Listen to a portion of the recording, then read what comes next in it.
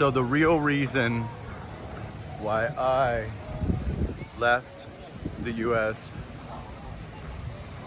and moved to this paradise, Boracay Island, Philippines. The truth of the matter is, I had a falling out with my family. Jasper in the Philippines has uploaded countless videos of himself going over why he has moved from the United States to the Philippines at 45 years old. Most of his videos, he just highlights the same talking points, views that many right-of-center men often espouse in the U.S. Women are becoming too masculine, inflation, political divide. But there is one video that goes into detail about his family life and why he ultimately decided to move away from all of them. Honestly, I think this is some of the most interesting content Jasper has put out, because it's not just him repeating what millions of people are already saying, and gives us a glimpse into his personal life. Now, why would we want to know what his personal life is like? I've been following Jasper for a while now, and unfortunately, his personality type is that of a stereotypical Western expat, the kind that critics often try to label all of us as. He's narcissistic. He has claimed that he wants a fully submissive Filipina, so he's not looking for any kind of equality in a relationship. He wants to run it exactly as he sees fit, with minimal input from his partner. He brags about his money often, or sometimes it's more subtle than others. But a lot of the stereotypical, this is what Western expats are doing in the Philippines. This is what he's showing.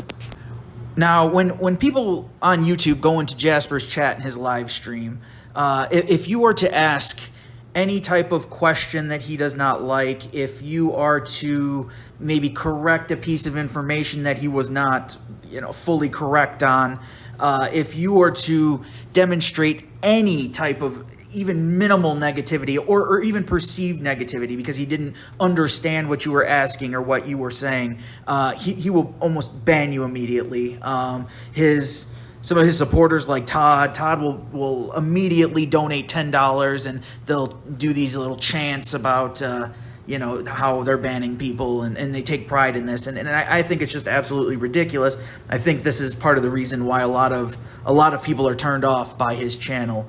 And I think this is very interesting to note that while he claims to, keep it real, telling hard truths and how he's saying things that other people aren't saying, I think it's interesting that he has such thin skin that no one can say anything remotely negative about him, or they're immediately silenced by him. It's interesting that his whole thought process is, it's good to tell the truth, but then when he hears the truth about himself, he can't take it. Now, I set all this up, but I really want to react to this video because this is, I think, a good example of Jasper being an unreliable narrator, okay, and Jasper not telling the whole truth. Either lying or omitting information or twisting things around or saying things a certain way because he knows it'll push a message a certain way. And I want to go over this because I feel like this is a very interesting video. And let's go ahead and get started with that. My mother had cancer for about 3 years and passed away in 2020. After a long battle that she had won. And her parents had left some money to her.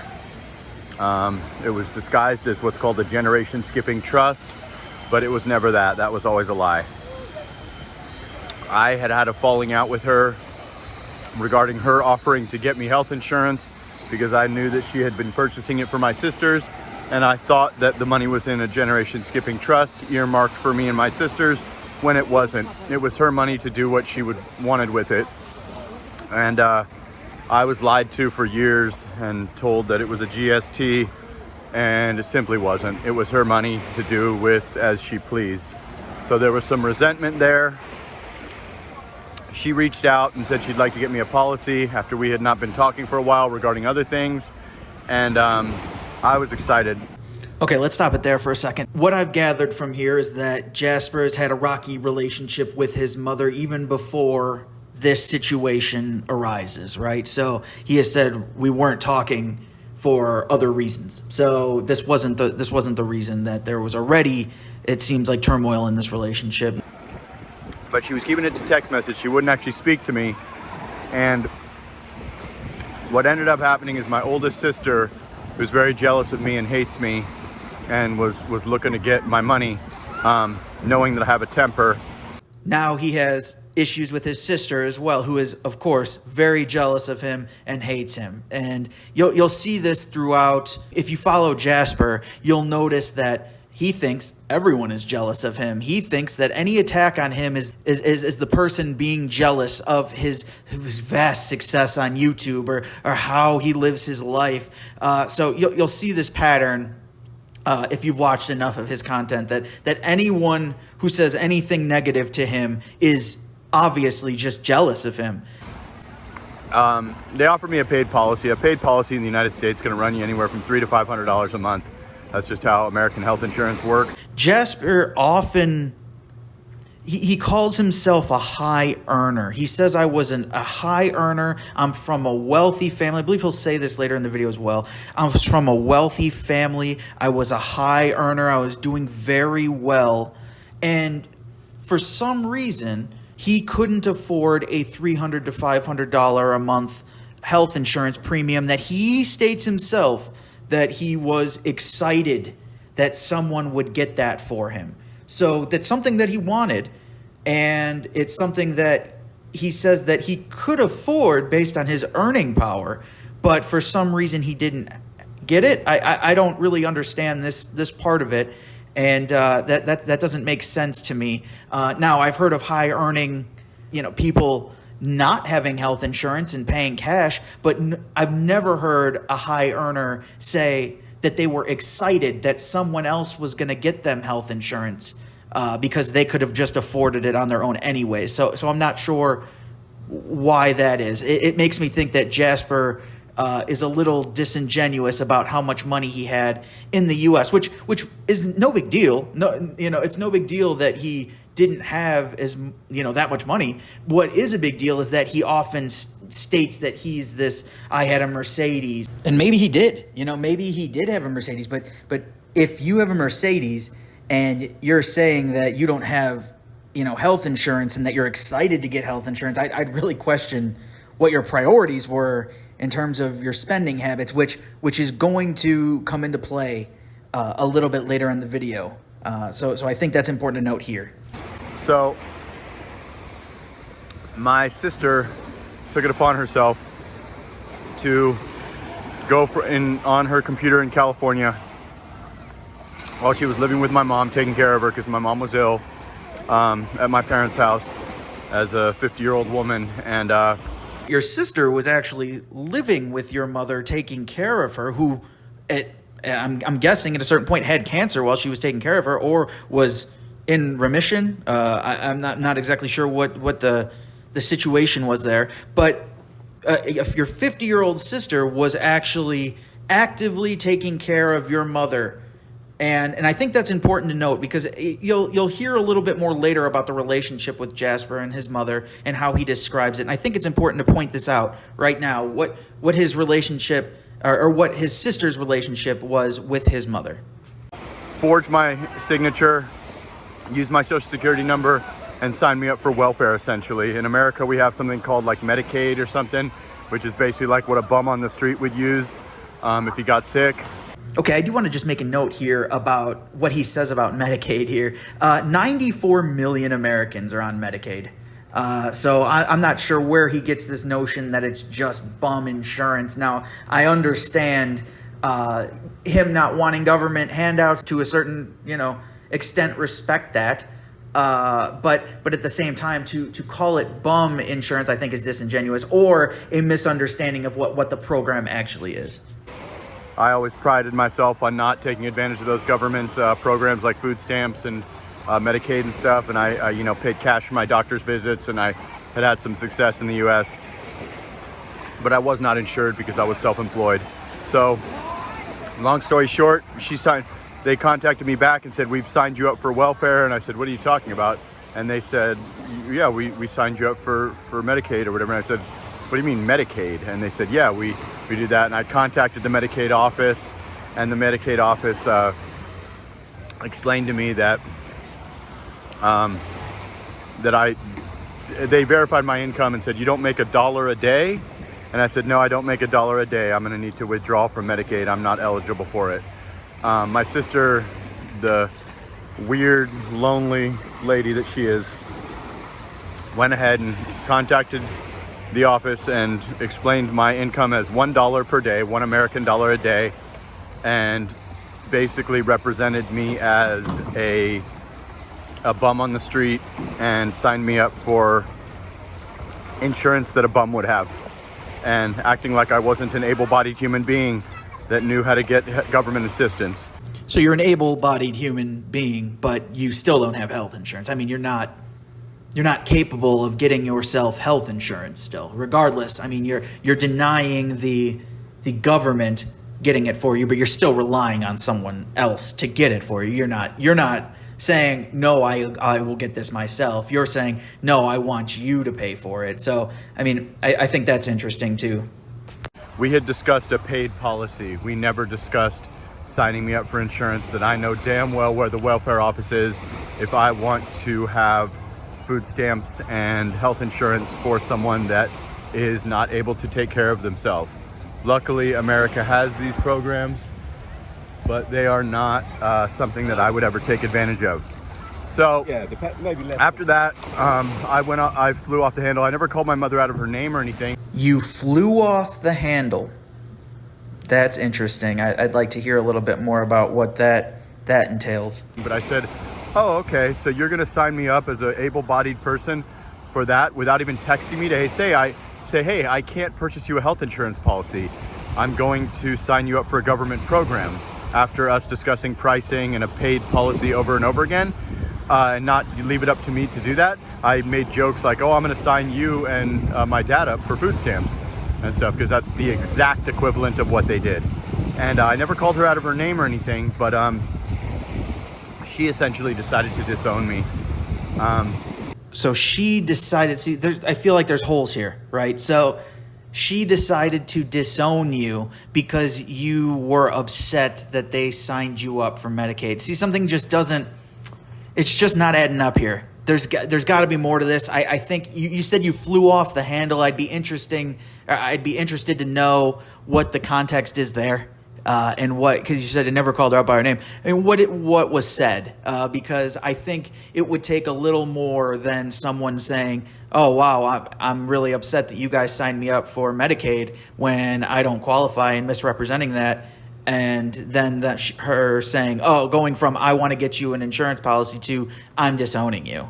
So I find it interesting. I think there's a little bit here that Jasper has failed to share, let's say it that way, has failed to convey to us. I think there's a little bit more, and I mean, he doesn't have to, this is his life, but I think if he's going to tell the story, I think it's important to note that this is his side, right? This is coming from him, and I don't believe that he's a fully reliable narrator. I think it's very hard to take everything that he says as this is the reality of the situation. I think that there's a lot of missing context. I think there's a lot of information that may be misrepresented, and it's very, very difficult to get a firm grasp of what actually happened. Basically, she was about to pass away, and I was in Las Vegas, and they said, hey, come out, you know, she's got 5 days to live. We just got word from the doctors that she's lost her battle after we had already thought that she had beat it. And I said, okay, I'm on my way. Even though that we had a strained relationship, this woman brought me onto the planet. So they then called me back an hour later, or a couple minutes later, and said, oh, she doesn't want to see you. I said, okay. And they called me back again, and they said, oh, she does want to see you. And I said, okay.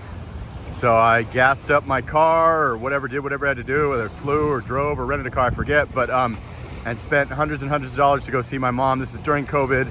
So here's another interesting part of this video. So Jasper is visiting his mother, who is on her deathbed, and he can't seem to recall how he got there. He says that he gassed up his car. Oh, I rented a car. I flew. I can't really remember. But he can remember that he spent hundreds and hundreds of dollars. He stresses this. I spent hundreds and hundreds of dollars. This is to make him sound sympathetic in this regard. Now, I find it very interesting that he can recall all this, but he can't seem to remember how he got from, my guess is, the Las Vegas area to the Los Angeles area, which is about a 4-hour drive. Why can't he recall how he got there? Now, this is speculation. This is just my analysis of the situation, but what I believe happened here is that he said he gassed up his car, and in his mind, he knew he rented a car, okay? And so he said that out loud, and he said that he rented a car, and in the process of saying that, he realized, well, that doesn't make me seem like I'm a very high-value person if I don't even have a car. You know, I talk about my Mercedes all the time and how I'm a car guy. So I think he did a very quick change to, well, maybe I flew, I don't really remember. And I think, again, this is just another example of how Jasper will skew things. Now, why lie about that, right? Why even try and cover that? But this is, in his mind, he has to sound like successful. He has to sound like he had made it already. And so I think he corrected himself here and then said, oh, I spent hundreds and hundreds of dollars. How do you remember that you spent hundreds and hundreds? What'd you spend it on? What did you spend it on? Because you don't seem to remember how you got there. So how do you remember that it was hundreds and hundreds of dollars? My guess is, for this, he rented a car. He didn't want to say that because it would sound bad, and that he didn't have a car, or that his car isn't as nice as he made it seem before, and wouldn't be able to make the trip. And he corrected himself on the fly, and it sounded like that. And I got there, and you know, she was weak and she was sad, and she said, "Oh my God, your eyes are blue like mine. I love your photography." And then she said, "I'm very dehydrated." And that was the 3 things that my mother said to me as she sat on her deathbed, as cancer had already halfway claimed her body. It was COVID, so I couldn't touch her. And my sister, the piece of garbage that made all this happen, was standing there kind of guarding her. The piece of garbage that made all of this happen, I see how Jasper will not take responsibility for his own actions. Even years later, he's claimed, I mean, this is years after the fact, and he's still blaming his sister for, you know, him going off or whatever. He said he flew off the handle. But this is how he talks about his own family. And at the end of the day, I said my goodbyes to my mother, and I walked out. What happened next is very alarming. An attorney was contacted. That attorney ran cognitive tests on my mother when she was about 30 minutes away from leaving the planet, to see if she could make this decision she was about to make next. She wanted to give me 0 from the money that her parents had left her, but they knew that I wasn't dumb and that I would challenge the will and get my 33%. So the plan that they devised was to give me a half share. My sisters get 40%.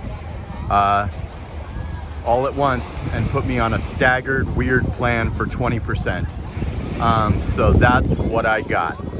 Why do people who are designating their beneficiaries and determining how much money they get, why do they put a potential beneficiary on a staggered plan?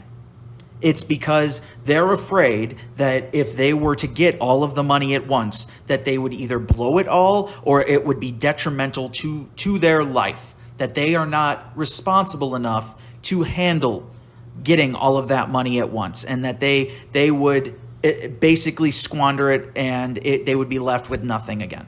So that is why that people get put on those sort of staggered plans. He mentions that he was smart enough to challenge if he was cut out or if he was not given a full 33%. He was given 20% here and didn't challenge. So I don't know what that says about him. If he says, well, they knew I would challenge if I didn't and get my 33%, so they gave me 20%.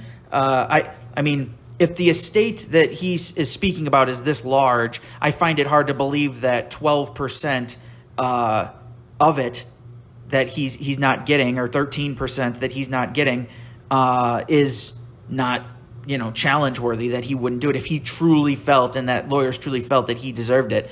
So I find it odd that maybe he wasn't smart enough to challenge it if he really deserved it. But I think it has a lot to do with the relationship. If you listen to the relationship, his sister was taking care of his mother. He was living in a different place. So I think that has something to do with it as well. And so I got a half share. And once somebody shows favoritism like that, now if you are violent with your parents, or you are or am someone, you can read between the lines. If you're intelligent, you'll know what R or M is, things you can't see on YouTube. You should be disowned 100%. But text messages regarding health insurance and then signing me up for food stamps and Medicaid, that's not something that you should lose your financial security in your future for. They knew that me and my sisters have never been big millionaires and that we all needed money. I wasn't a millionaire and that we all needed money. Again, this guy claims that he was a high earner. Again, I don't care whether or not how much money he had in the US before he came here, how much he has now. I don't care. I care that he is claiming that he was some big shot, that he was, his own words, high earner in the US, that he had some success, and that he was, and this doesn't seem to be the case. Based on a lot of what he's saying in this video, it doesn't seem that that's true. And again, it just means that Jasper is unreliable when it comes to his version of events, his version of reality, and it's very hard to take what he says and believe that it is actually applicable to reality. And they chose to. She really wanted me down to zero, but they, did the 20%, and I didn't challenge it. And it's a staggered long-term plan, so it's really nothing. But the oldest sister, the piece of garbage that made this happen, got her money all at once and got a lot of money. And at the end of the day, it's not about the money. It's the principle of getting less when you didn't really do anything. This is all text messages, never called her out of her name or anything. But after that happened, I just felt a divide between me and my mother and father. And really me and my sisters and stuff. There's just no way to really turn that back and change that. She's dead now. But for that to be her last dying wish as she laid there dying, and during a pandemic that we didn't know if it would kill all of us at that point, this early in 2020. Imagine that's your mother's dying wish, that you don't get money from her. That's how bad the relationship was. To take that away from your only son, who had been nothing but nice to you and lavished you with gifts when he was successful and kissed your ass your whole life. Listen to this. Okay, so I think this is one of the most telling parts of this video. Listen to the way that Jasper describes his relationship with his mother. He says he lavished her with gifts when he was successful and kissed her ass throughout his life. Does that sound like a healthy relationship? Does this sound like a son who actually truly cares about a parent? Does that sound like something that would be described by a son who lost their parent, that, well, I bought her gifts and I kissed her ass and I can't believe she didn't, view me as a wonderful son? Can you imagine describing that sort of relationship and believing that you did right by her? And you've already said that your sister has lived with her and taken care of her when she was sick. And you have lavished her with gifts, and you have kissed her ass. That sounds real nice, Jasper. You sound like just a great son, like a real prize. Over some nonsense text messages about going back on your word and signing me up for welfare without even having the common courtesy to contact me.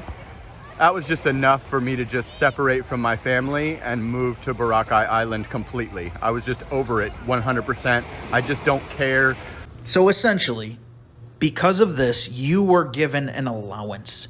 You, as an adult at over 40, you were given an allowance for the rest of your life for this estate inheritance that you had. And so what did you do? You decided, you know what, where can I make this last? Where can I just live off of this? And first you looked at Thailand, I believe, and now you ended up settling in the Philippines for now. And so I believe that's the real reason you moved here. You found a place that inheritance money would last you, where you could use that, and that would be enough that you could live on, which that's fine. But again, misrepresenting and saying that you were some high earner, that you had so much money saved up that you just, oh, well, I was just done. I was just, I was successful in the U.S. and I was able to retire early, come out here where my money goes further, and that's it. Now, you basically, you receive an allowance now for things that you never earned in your life. And you are able to live off that. And now anything that you make off YouTube is just a cherry on top of the huge sundae that was left to you. I love my dad. He tried to do some things to make it right, but in the end, I got fucked. So it's not about the money, it's about the principle. And if it's ever happened to you, let me know in the comments. This is something that happens to people. Sometimes they get fully disowned. Sometimes there's extreme favoritism showed to siblings and stuff. It's not a, boo-hoo, poor me. I'll be fine. I was a big earner in the US and, it's all good. But at the end of the day, let me know if this has ever happened to you. And there's a lot more to this story. Maybe I'll do a part 2.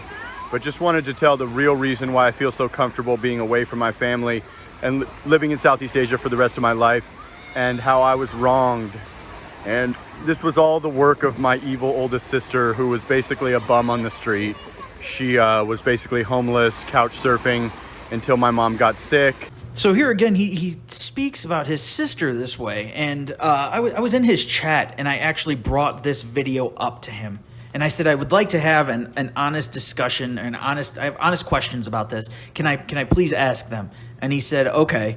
And so I started asking questions about it. And by the time I got to question 3, he was banning me because he didn't like me asking them. But he had said that, well, my sisters really needed the money, and I didn't want to hold them up from getting it. If I wanted to challenge it, I could have. I didn't bother with it. I didn't want to hold my sisters up. They needed the money more than me. I didn't want to hold them up. And it's just so interesting that he says this in the video about his sisters, yet he was just so concerned about their well-being and how they needed the money, so he made sure not to contest it. And it just seems odd. There's a lot of conflicting feelings here. And again, he'll say these things to sound extremely sympathetic and like a nice guy. And she cashed out is basically all I'm going to say. But, I'm sure they'll watch this since I'm famous now, and they are watching my channel, and good. It's good. You need to hear the truth, and you need to see the comments. I'm sure they'll watch this because I'm famous now. I'm famous now with 20,000 subscribers on YouTube. Listen to how Jasper feels about himself. He's been saying this for longer than, before he had 20,000 subscribers. But this is truly how he feels about himself. He believes he is a famous person. So at the end of the day, guys, sometimes your friends will end up being like your family. And sometimes you need to walk a lonely path. And you need to do what's right for you. And not leaving a child a correct amount of money is really sad, because this happened to both of my family members. My father got screwed out of $14 million on one side and millions on the other. And they always swore that this wouldn't happen to us. And in the end, it happened to me and me only. And I've been treated bad by my family my whole life, and my sisters have been shown extreme favoritism. And that's simply just not right. If you are Jasper's sisters, and I understand how small this channel is, it's ridiculous. If you are Jasper's sisters or his father even, and you're seeing this, and this is not a accurate representation of how this situation went down, and you want to tell your side of the story, you want to maybe add some context, you want to fill in some of the gaps that I've even pointed out here that don't seem to quite add up. If you want to do that, please contact me. The email is in the About section of my channel, and please just reach out, and I would be more than happy to hop on a call with you and go over sort of some of the things that happened, and give your side of the story, because I think this is a very interesting one-sided account of this, where this person is talking about how he was wronged. So please reach out if you would like to give your side. I would be very happy to speak with you, and we can make time to do that whenever it's good for you. Boo-hoo, poor me. I'm a big boy, I'll figure it out. But if I have children, unless my children, just period, my children are getting equal shares. That really can mess with someone mentally and make them depressed and make them feel sad and unloved. And it's not really about the amount of money, it's about the principle of what happened and the way that it was orchestrated and the fact that nobody stepped in and stopped it. And at the end of the day, me and my mother died. My mother died, and we were basically on bad terms, and there's no way that I can take that back. So I try to remain civil with my father, but I was wronged, and there's just no two ways about it. So we're just going to finish out the video, but a lot of it is just him talking about how he was wronged and how his family was successful, and going through just several times about how he feels like he was wronged. So we'll let it play out. At the end of the day, you live and you learn. Try to tell your parents you love them and try to have a good relationship with them. They can do whatever they want with their money, but this is a conversation we had 100 times about how they weren't going to do what their parents did with their fortunes. With my father's side, his father was a very wealthy, one of the most famous people, and his stepfather, also a very, very huge icon in Hollywood. So at the end of the day, guys, I know that's not my typical story, but I have to tell why I'm so comfortable being here in the Philippines and what was really the straw that broke the camel's back for me to just stay in Boracay and enjoy this island paradise and maybe start my own family. So much love to all of you that have rode with me this long, and hope you get something out of this story. Let me know if you have a similar story, and like, comment, subscribe, share the video, and sana all to everyone. Just keep in mind, when you're in a live stream, when you're watching his videos, the things that he is saying, you're basically listening to the narrator in Fight Club. You have no idea if what the person is saying is actually true. You have no idea whether or not the thing that he is espousing is actually, reality or just in his own head. I don't know if he believes it or if he insists on creating this persona or narrative surrounding him, even though he knows that it's not true. I'm not sure what it is, but a lot of it is not true. So keep that in mind as you're moving forward. So thank you. Appreciate you watching the video, and until next time. 10,000 subs, man. I was just doing a celebration for 7, just doing one for 8, just doing one for 9, and we smashed 10 now, guys. I can't fucking believe it. I'm so blessed right now. This is like the greatest thing that ever happened to me, guys.